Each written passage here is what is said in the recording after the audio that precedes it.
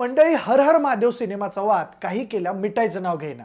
सिनेमाच्या theatre release पासून सुरू झालेला हा वाद आता त्याच्या टेलिव्हिजन प्रीमियरमुळे पुन्हा चर्चेत आलाय. नुकतंच त्याबद्दल कोल्हापूरच्या संभाजीराजे छत्रपतींनी पत्रकार परिषद घेऊन आपली नाराजी व्यक्त केली. ते म्हणाले, माझा वैयक्तिक सिनेमाच्या निर्मात्यांवर राग नाहीये, तर सिनेमॅटिक लिबर्टीच्या नावाखाली शिवरायांचा चुकीचा इतिहास दाखवण्यात येतोय त्यावर माझा आक्षेप आहे. त्यांच्यासारखंच काही इतिहासप्रेमी संघटनांच्या कार्यकर्त्यांनी सिनेमात महाराजांची भूमिका केलेल्या सुबोध भावेंचीही त्या संदर्भात भेट घेतली. त्यानंतर सुबोध भावेंनी आता आपण इथून पुढे कोणत्याही ऐतिहासिक सिनेमात कोणाचा बायोपिक करणार नाही असं माध्यमांना सांगितलंय. पण खरंच त्या सगळ्या मंडळींनी आक्षेप नोंदवलाय तसं सिनेमात चुकीचा इतिहास दाखवलाय का? शिवरायांची आणि बाजीप्रभू देशपांडे यांची खरंच कधी आमने-सामने लढाई झाली होती का? त्याबद्दलच आज आपण सविस्तर जाणून घेणार आहे. नमस्कार, मी प्रथमेश आणि तुम्हाला तर माहित आहे आपला विषयच भारी. तर मंडळी, सुरुवातीला आपण हर हर महादेव या सिनेमात नेमक्या कोणकोणत्या सीन्सवर आणि सिनेमातील कोणकोणत्या गोष्टींवर आक्षेप घेण्यात आलेत ते जाणून घेऊया. तर पहिला आक्षेप आहे मावळ्यांच्या कास्टिंगचा. त्या सिनेमात बरेच मावळे हे बिना दाढी मिशीचे आणि गोरे गोमटे दाखवण्यात आले. त्याबद्दल जाणून घेण्यासाठी विशेष भारी टीमने इतिहास अभ्यासक कुमार गुरव यांच्याशी संपर्क साधला. तेव्हा त्यांनी सांगितलं की एकतर मावळ्यांच्या वर्णाबद्दल कागदोपत्री फार कमी माहिती लिहिलेली आढळते. त्यामुळे मावळ्यांच्या वर्णनाबद्दल आपण नीट अंदाज लावू शकत नाही. पण शिवभारतमध्ये केलेल्या वर्णनानुसार मावळे रांगडे होते हे नक्की. त्यामुळे मावळ्यांना असं बिना दाढी-मिशीचं दाखवून सिनेमाकर्त्यांना काय सिद्ध केलंय हे त्यांनाच माहिती. त्यानंतर सिनेमातील दुसरी आक्षेपार्ह गोष्ट म्हणजे बाजीप्रभू देशपांडे यांच्याकडून बोलले जाणारे संवाद. मला शिवाजी शहाजी भोसले यांचा जीव घ्यायचा आहे हा संवाद किंवा बऱ्याचदा त्यांनी शिवरायांचा केलेला एकेरी उल्लेख या गोष्टी सुद्धा इतिहासाला धरून नाहीत असं आक्षेप घेणाऱ्यांचं म्हणणं आहे. त्या सगळ्याबद्दल आम्ही इतिहास अभ्यासक इंद्रजित सावंत यांच्याकडून काही गोष्टी जाणून घेतल्या. त्यांच्या मते शहाजी राजांच्या काळापासूनच जेदे आणि बांदल देशमुख हे शिवरायांशी जोडले गेले होते. बाजी पासलकर आणि कान्होजी नाईकांच्या नेतृत्वामुळे ते शक्य झालं होतं. त्यामुळे चित्रपटात दाखवल्याप्रमाणे जेदे आणि बांदल यांच्यात एका बकऱ्यावरून वाद होणं शक्य नाहीये. पण त्या उलट चित्रपटात मात्र बांदल देशमुखांना मगरूर दाखवण्यात आलंय आणि त्यांच्यामध्ये टोकाचं वैमनस्यही दाखवण्यात आलंय. तसंच सिनेमात बाजीप्रभू देशपांडे आणि बांदल यांचे शिवाजी महाराजांशी वाद होते असं दाखवण्यात आलंय. एवढंच काय, तर बाजीप्रभू आणि शिवरायांची लढाई देखील दाखवण्यात आली, पण त्याला कोणताही ऐतिहासिक आधार नाही आणि ते सगळं हास्यास्पद आहे असं सावंत यांचं म्हणणं आहे. त्यांच्या मते बाजीप्रभू देशपांडे यांचं पात्र इतिहासात अतिशय प्रॉमिनंट होतं.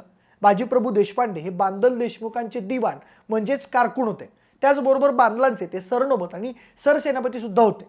पावनखिंड लढाईच्या आधी सुद्धा शिवरायांनी बाजीप्रभूंना हिरडस मावळातील मोहनगड हा किल्ला वसवायला सांगितला होता आणि त्याबद्दलच्या पुराव्यांचं पत्र आज सुद्धा उपलब्ध आहे.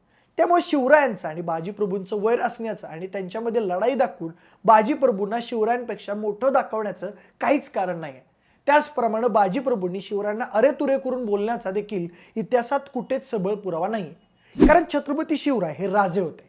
संबंध मराठी मुलूक त्यांना मानत होता. त्यामुळे बाजीप्रभू त्यांना अरेतुरे करण्याचा प्रश्नच येत नाही. बऱ्याच दृश्यांमध्ये बाजीप्रभू हे बोडक्या डोक्यानं म्हणजेच डोक्यावर काही शिरस्त्राण नसतानाच दाखवले आहेत आणि त्याच वेशात ते बऱ्याचदा शिवरायांसमेत सुद्धा येताना दिसत आहेत. त्याबद्दल इंद्रजित सावंत सांगतात की पूर्वीच्या काळी मावळे डोक्यावरची पगडी कधीच काढत नव्हते, कारण पगडी काढली तर सुतक आले अशी त्यांची समजूत होती. त्यामुळे सिनेमात दाखवलेली दृश्य अत्यंत चुकीची आणि अपमानास्पद आहेत असं सावंत म्हणाले. आता तिसरा आक्षेप आहे हिरडस मावळात अरबी समुद्र असण्याचा. त्या अरबी समुद्राच्या किनाऱ्यावर इंग्रज अधिकारी पाटलांच्या मदतीने महिलांची तस्करी करत असतात असं दाखवण्यात आलंय. त्याबद्दल बोलताना इंद्रजित सावंत म्हणाले की पहिली गोष्ट म्हणजे हिरडस मावळ भागात कोणताही समुद्र नाही. हिरडस मावळ भाग म्हणजे आजचं शिरवळ. तिथे अरबी समुद्र नाही तर नीरा नदी वाहते. आता राहिला प्रश्न बायकांच्या बाजाराचा, तर तशा प्रकारे शिवाजी महाराज किंवा बांदलांच्या समोर कधीही कोणत्या पाटलाने इंग्रजांशी हात मिळवणी करून महिलांची तस्करी केल्याची इतिहासात नोंद नाही. त्याबरोबर सिनेमात जेदे बांदल एका गुन्हेगारी वृत्तीच्या पाटलाला पाठीशी घालतायत असेही दाखवण्यात आले. खरं म्हणजे तशा प्रकारच्या कोणत्याही व्यक्तीचा जेदे बांदल यांच्या इतिहासात संदर्भ दिसत नाही. त्यामुळे सिनेमात त्या पात्राची पेरणी नेमकं कोणत्या उद्देशाने करण्यात आले हे निर्मात्यांनाच माहीत. आता चौथा आक्षेप आहे बाजीप्रभू आणि फुलाजी या भावांमध्ये दाखवण्यात आलेलं वैर. शिवभारत या ग्रंथात लिहिलेल्या संदर्भानुसार बाजीप्रभू आणि फुलाजी या दोन भावाभावात कोणत्याही प्रकारचं वैर नव्हतं. सिनेमात दाखवल्यासारखं पुलाजी वाईट व्यक्ती होते याला काही ठोस पुरावा अद्याप मिळालेला नाही. म्हणून त्याबद्दल खुद्द बाजीप्रभू देशपांडे यांच्या वंशज रुपाली देशपांडे यांनीच आक्षेप नोंदवलाय. आता 5वा आक्षेप आहे सिनेमात दाखवण्यात आलेल्या अफजल खान वधाच्या दृश्याबद्दल. त्या सीनमध्ये अफजल खानाला मारतेवेळी चक्क बाजीप्रभू देशपांडे छावणीबाहेर उभे असल्याचं दाखवण्यात आलंय आणि कृष्णाजी भास्कर कुलकर्णी हे पात्र जाणीवपूर्वक वगळण्यात आलंय. आता कृष्णाजी भास्कर यांचं पात्र का वगळलं त्याचा शोध घेणं गरजेचं आहे असं सावंत यांचं म्हणणं आहे. कारण कृष्णाजी भास्कर हा शिवराय आणि अफजल खान भेटी दरम्यानचा तसा महत्त्वाचा व्यक्ती होता. कारण भेटीत काही दगाफटका झाला तर शिवाजी महाराज कृष्णाजी भास्कर या ब्राह्मणावर कधीच तलवार चालवणार नाहीत हे अफजल खानाला माहित होतं. म्हणून त्यानं कृष्णाजी भास्करला आपल्यासोबत ठेवलं होतं असे इंद्रजित सावंत यांचं म्हणणं आहे. त्याचबरोबर अफजल खान शिवरायांच्या डोक्यात खंजीर खुपसण्याचा सीन तो सुद्धा चुकीचा आहे. कारण मुळातच खंजीर हे डोक्यात खुपसण्याचं शस्त्र नाही आहे. त्यामुळे त्या सीनचा लॉजिकली इतिहासाशी संबंध नाही. त्याबरोबरच मुख्य म्हणजे शिवाजी महाराज अफजल खानाला मांडीवर घेऊन फाडतात असंही दाखवण्यात आलंय. त्याबद्दल बोलताना मागे जितेंद्र आव्हाड असं म्हणाले होते की त्या सीनमधून शिवरायांचं दैवतीकरण करून त्यांना नरसिंहाचा अवतार वगैरे दाखवण्याचा आणि महाराजांचं कर्तृत्व खोडून काढण्याचा केविलवाणा प्रयत्न करण्यात आला. इतिहास अभ्यासक इंद्रजित सावंत यांनी स्वतः सिनेमात दाखवलंय तसं अफजल खानाच्या वधाआधी बाजीप्रभूंनी शिवरायांना प्रशिक्षण दिलं या गोष्टीवर आक्षेप नोंदवलाय. कारण प्रशिक्षण देताना बाजीप्रभू शिवरायांना अफजल खान दिसतो कसा, लढतो कसा याबद्दल सांगतायत असं दाखवण्यात आलंय. पण खरं म्हणजे इतिहासात बाजीप्रभूंनी अफजल खानाला पाहिलंय असा कोणताच संदर्भ नाहीये. त्यामुळे हर हर महादेव सिनेमात इतिहासाची प्रचंड मोडतोड झाली हे नाकारून चालणार नाही अशी माहिती त्यांनी आमच्याशी बोलताना दिली. त्यानंतर सिनेमाबद्दल 6वा आक्षेप आहे आऊसाहेबांच्या तोंडी असणारा जसे प्रभुरामाला हनुमंत तसे शिवबाला बाजी हा डायलॉग.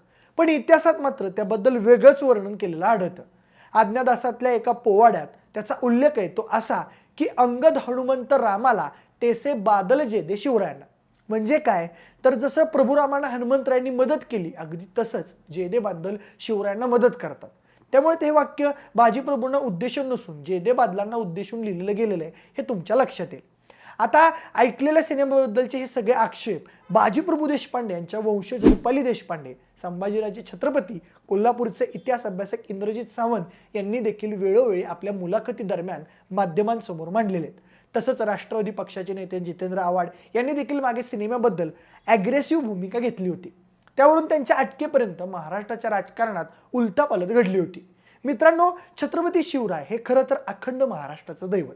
त्यांच्या पराक्रमाची, कीर्तिवंत इतिहासाची कशाचीही बरोबरी होऊ शकत नाही.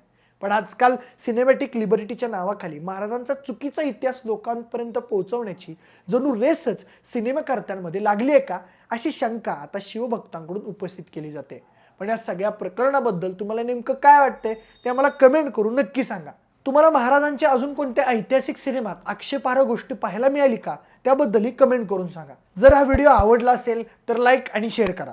सोबतच आमच्या विषयज्वारी या यूट्यूब चॅनलला देखील सबस्क्राईब करा. जर हा व्हिडिओ तुम्ही फेसबुक किंवा शेअरचॅटवर बघत असाल तर तिथेही आम्हाला फॉलो करायला विसरू नका. धन्यवाद.